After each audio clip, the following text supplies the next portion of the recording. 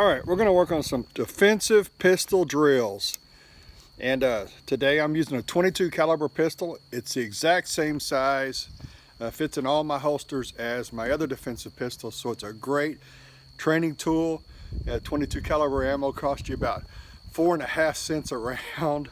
So it's just crazy cheap. And today we're working on getting the sight on the middle of the target and squeezing the trigger, pressing the trigger.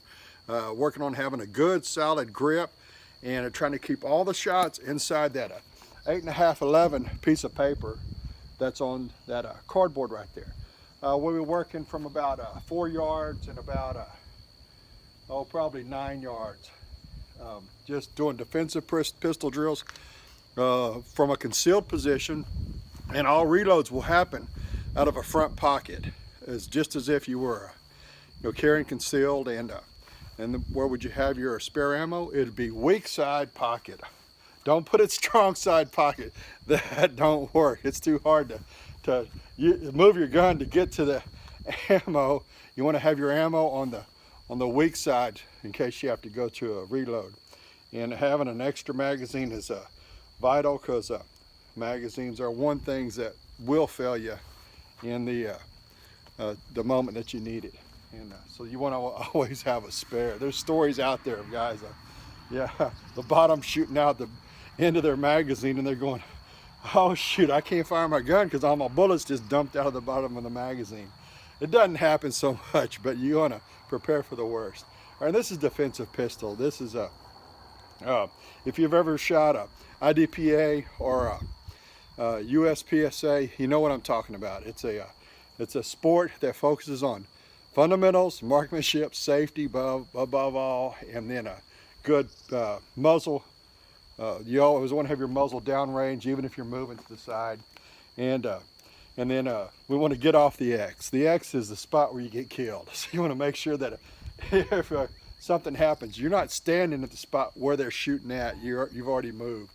All right, so I'm going to load and make ready, and I'm going to go back to concealment. There we go. No safeties on this gun. The safeties are all on this trigger.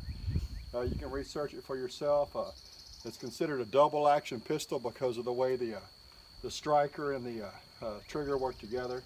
So no external safeties. Probably a 5 or 6 pound trigger, so that's safe enough. You learn to keep your finger off the trigger. You always have that finger alongside pointing down range when you're not engaging the trigger over here.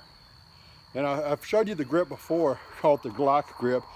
You want to torque it like that, create that space right here, so that your hand can come in and fill that gap right there. And you can see what happened there. All that extra space got filled in with the meat of my hand. All right, and what happened on the other side, this finger, index finger, went in the hole and found the plastic part of the gun, gives me an anchor point. So now my hands aren't slipping around as this thing is recoiling. I've got an anchor point here, and I close the gap. See the gap right here? I close it up so that there's no space. Any recoil that happens goes towards the gap on the gun. So if you're shooting one-handed, the gun's going to want to go in this way because there's nothing to stop it. If you close it in this way, you can reduce it and get back on target quicker. All right, I'm gonna hit pause and then we'll get going here.